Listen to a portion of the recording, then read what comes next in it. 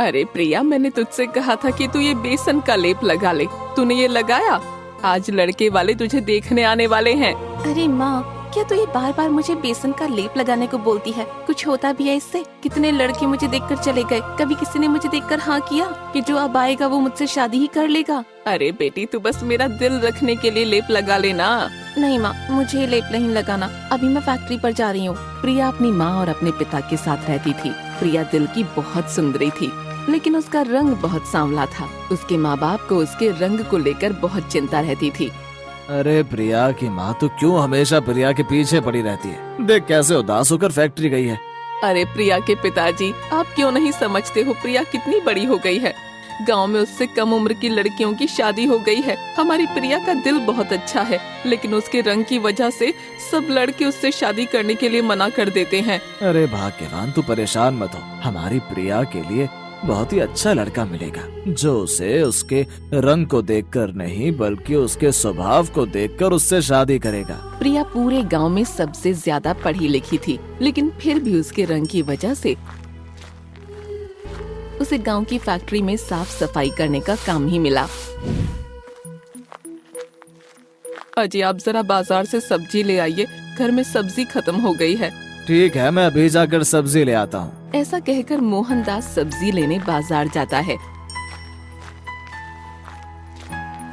कि तभी रास्ते में उसे अपना बहुत पुराना दोस्त घनश्याम मिलता है। अरे घनश्याम, तू यहाँ क्या कर रहा है? अरे यार कुछ नहीं। और तू बता कैसा है? और भाभी जी कैसी हैं? और हमारी प्यारी गुड़िया प्रिया, वो कैसी है? अब तो वो बड़ी हो गई होगी। हाँ यार, अब तो वो शादी के लायक हो गई है। अच्छा, तूने अभी तक प्रिया की शादी नहीं की? नहीं यार, अभी उसकी शादी नहीं हुई है, इसीलिए मैं बहुत परेशान रहता हूँ। अबे यार, तू परेशान क्यों होता है? तेरा ये जिगरी दोस्त कब काम आएगा? तू बस शादी की तैयारी कर, बाकी मैं सब देख लूंगा। अबे यार, तू क्या कह रहा है? मैं कुछ समझा नहीं। अरे यार, मैं भी तो अपने बेटे की शादी के लिए लड़की देख रहा हूँ, तो क्यों ना तू अपनी बेटी की शादी मेरे कमल से करवा दे। तेरी बात तो सही है, लेकिन एक बार तो तू प्रिया को देख तो ले और कमल को भी प्रिया दिखा दे। अबे यार, तू कैसी बातें कर रहा है? प्रिया को तो हमने बचपन में देखा है, और वैसे भी वो तेरी बेटी है, तो उसे अब क्या देखना? ये तो घर जैसी ही बात है। तू परेशान मत हो और बस जल्दी ही शादी की तैयारी करना शुरू कर दे। मैं जल्द ही अपने बेटे की बारात तेरी बेटी प्रिया के लिए लेकर आऊंगा। ऐसा कहकर घनश्याम वहाँ से चला जाता है और मोहनदास अपनी बेटी की शादी की बात सुनकर बहुत खुश हो जाता है और घर जाता है।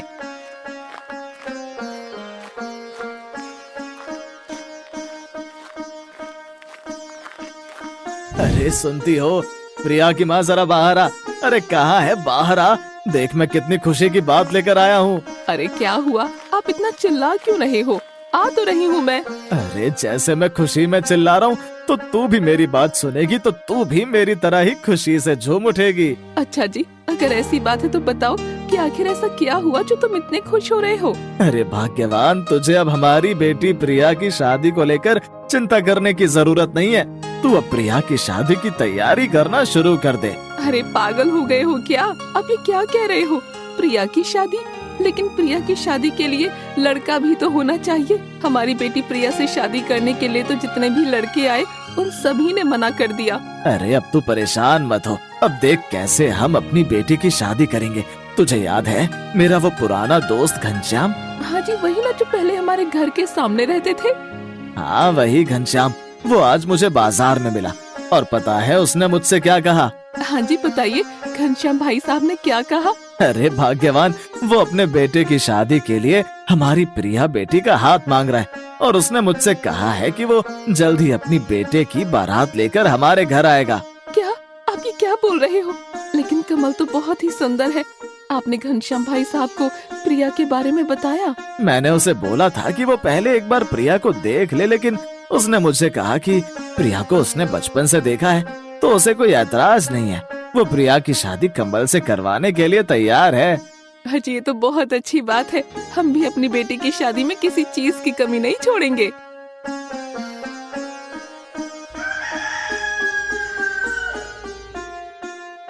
ऐसे ही दिन बीत जाते हैं और प्रिया की शादी का दिन आ जाता है।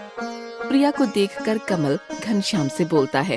अरे पापा, आपने मेरे लिए ये ऐसी लड़की देखी है? आपको पूरे गांव में बस यही एक काली लड़की मिली थी क्या? अरे चुप कर, मुझे नहीं पता था कि ये ऐसी होगी। बचपन में तो ये बहुत सुंदर थी, मुझे नहीं पता था कि अब ऐसी हो जाएगी। पापा, मैं ऐसी लड़की से शादी नहीं कर सकता हूँ। इससे शादी करके तो सबके सामने मेरी बेइज्जती हो जाएगी। मैं सबके सामने अपनी बेइज्जती नहीं करवाना चाहता हूँ। मैं जा रहा हूँ। तो चुपचाप से शादी कर ले, नहीं तो मुझसे बुरा कोई नहीं होगा। घनश्याम के डर से कमल प्रिया से शादी तो कर लेता है। ऐसे ही कुछ दिन बीत जाते हैं।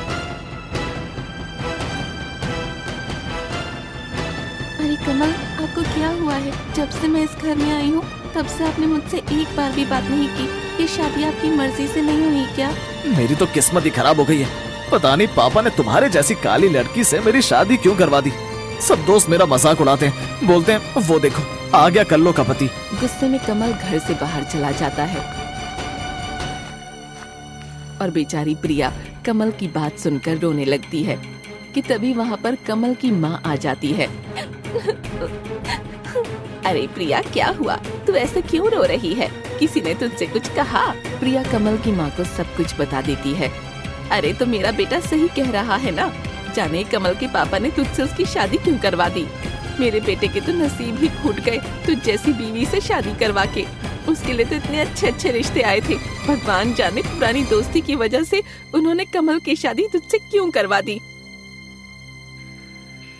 सास की बात सुनकर प्रिया और दुखी हो जाती है और अपने आप को कोसने लगती है। हे भगवान, मैंने किसी का क्या बिगाड़ा है? हर कोई मेरी इस काले रंग की वजह से मुझे सुनाकर चला जाता है।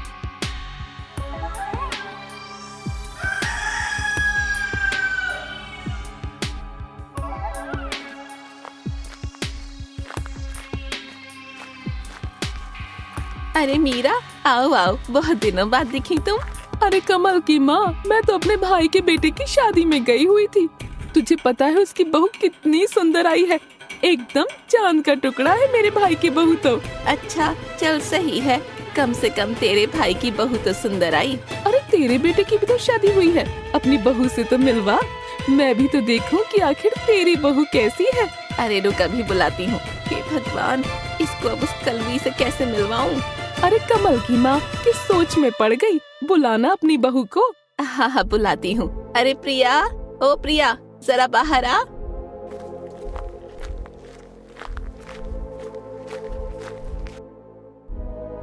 जी माँ जी, आपने बुलाया? प्रिया को देखकर मीरा हैरान हो जाती है।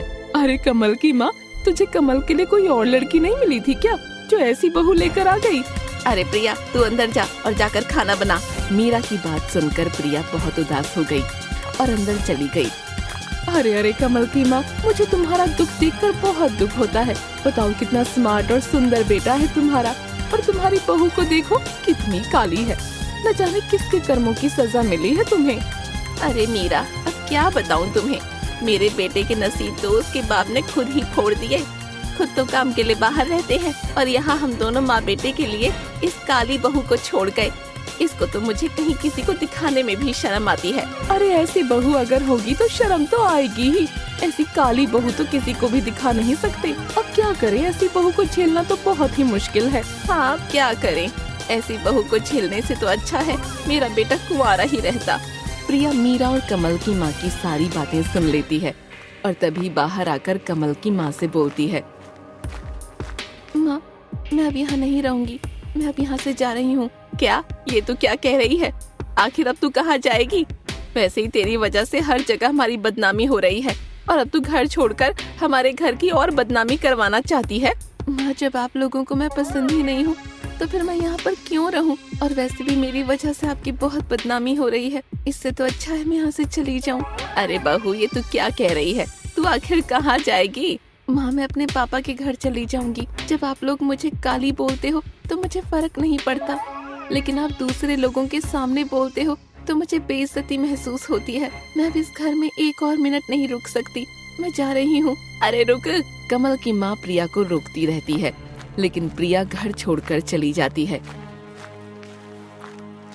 अरे छोड़ ना, जाने दे, ये खुद चली गई। ऐसी काली बहू को घर में रखकर क्या फायदा? पूरे गांव में बेइज्जती हो। इससे तो अच्छा है वो खुद ही घर से निकल गई। और दोबारा वापस ना आए तो अच्छा ही होगा। और हाँ, तुम जल्दी ही कमल की शादी दोबारा करवा देना किसी सुंदर सी लड़की से। हाँ मीरा, तुम ये सही कह रही हो। मैं जल्द ही अपने बेटे की शादी किसी अच्छी लड़की से करवा दूंगी। बेचारी प्रिया दुखी होकर अपने पापा के घर चली जाती है।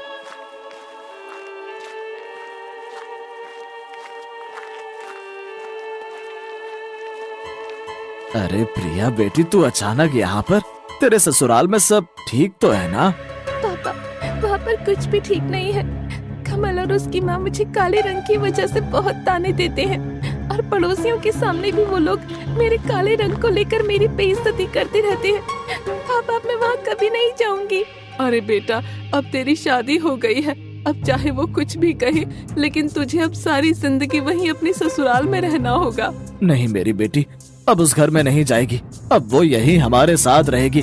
मैं अभी भी अपनी बेटी को यहाँ रख सकता हूँ। लेकिन गांव वाले क्या कहेंगे? हमने शादीशुदा लड़की को ऐसे घर में रखा है, गांव में हमारी कितनी बेइज्जती हो जाएगी। सब यही कहेंगे कि बेटी तो छोटी है, उसमें अकल नहीं। लेकिन हम तो बड़े हैं ना, हमें तो इसे समझाना चाहिए। नहीं, मैंने कह दिया ना कि मेरी बेटी अब उस घर में दोबारा नहीं जाएगी। जब तक वो लोग खुद मेरी बेटी को लेने नहीं आएंगे, तब तक मेरी बेटी यही हमारे पास रहेगी। प्रिया की माँ प्रिया और मोहनदास को बहुत समझाती है।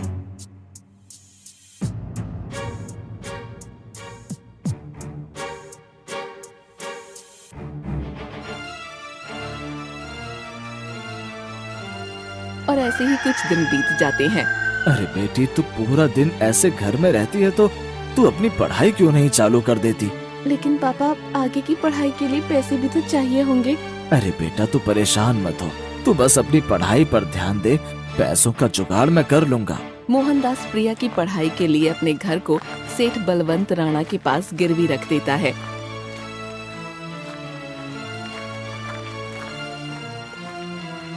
अरे मोहनदास, वैसे घनश्याम ने तेरी बेटी के साथ अच्छा नहीं किया, लेकिन तू भी कब तक प्रिया को अपने घर में रखेगा? कभी ना कभी तो उसे उसके ससुराल भेजना ही होगा। सेठ जी, मैं अपनी बेटी को पढ़ाना चाहता हूँ। अब तो मेरा लोगों पर से विश्वास ही उठ गया है। अब जब तक वो लोग खुद मेरी बेटी से माफी मांगकर उसे लेने नहीं आएंगे, तब तक मैं उसे उसके ससुराल नहीं भेजूंगा। अरे मोहनदास, तू ये अपनी बेटी की पढ़ाई के लिए अपने घर को गिरवी क्यों रख रहा है? अरे सेठ जी, मैं चाहता हूँ कि मेरी बेटी खूब पढ़े लिखे और अपने पैरों पर खड़ी हो। अरे मोहनदास, अगर हर कोई तेरी तरह ही अपनी बेटी को पढ़ाए तो बेटियां किसी को भी बोझ नहीं लगेंगी। सेठ जी, मैं तो अपनी बेटी को खूब पढ़ाना चाहता हूँ। सेठ जी, मैं जल्द ही अपनी ये गिरवी जमीन को छुड़वा लूंगा। आप बस मुझे 2 महीने का समय दीजिए। अरे मोहनदास, जब तू अपनी बेटी के लिए इतना कुछ कर रहा है तो प्रिया तो इस गाँव की बच्ची है। मैं तुझे 2 महीने की जगह 4 महीने का समय देता हूँ। तू बस आराम से अपनी बेटी को पढ़ा। अब प्रिया अच्छे से पढ़ना शुरू कर देती है।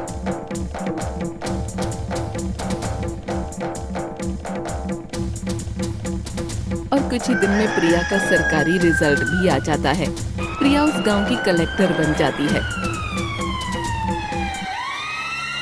पापा, पापा देखो, बाहर आओ। मोहनदास और प्रिया की माँ प्रिया को ऐसे देखकर बहुत खुश हो जाते हैं। अरे मेरी बेटी, तू ये सब? पापा, आपकी मेहनत रंग लाई। आपको पता है पापा, मैं अब इस गांव में कलेक्टर बन गई हूँ। क्या कलेक्टर? हाँ माँ, कलेक्टर। और ये गाड़ी देख रही हो, ये गाड़ी मुझे सरकार ने दी है और ये 2 इंस्पेक्टर अब हर समय मेरे साथ रहेंगे। अरे प्रिया बेटी, तुझे बहुत बहुत बधाई हो, तेरी मेहनत रंग लाई। अरे मोहनदास, आज तेरी बेटी को ऐसे देखकर अब गांव के सभी लोग अपनी बेटियों को पढ़ाने में संकोच नहीं करेंगे। सेठ जी, ये जीत सिर्फ मेरी ही अकेले की नहीं है, इसमें मेरे माँ, पापा और आपका बहुत ज्यादा योगदान है। प्रिया को कलेक्टर बना देख उसके पास बड़ी सी गाड़ी और इंस्पेक्टरों को देख मोहनदास और प्रिया की माँ बहुत खुश हो जाते हैं। और उधर घनश्याम, जो कि प्रिया का ससुर है, वो अपने घर आता है।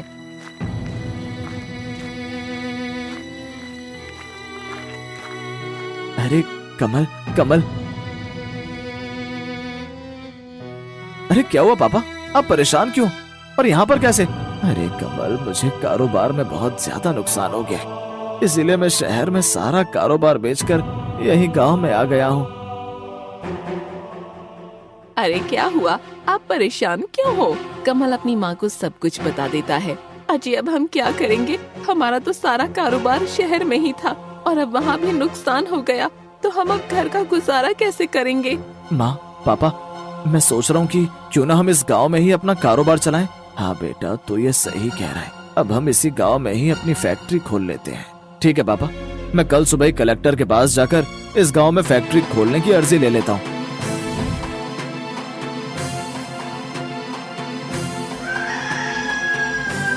अगले ही दिन कमल अपने पापा और माँ के साथ कलेक्टर के दफ्तर पहुँचता है।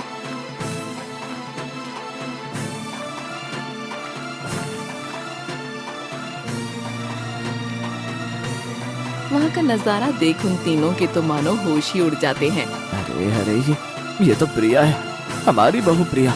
अरे लेकिन ये यहाँ कैसे? और ये कलेक्टर साहब के कमरे में क्या कर रही है? तभी कमल वहाँ एक आदमी से पूछता है।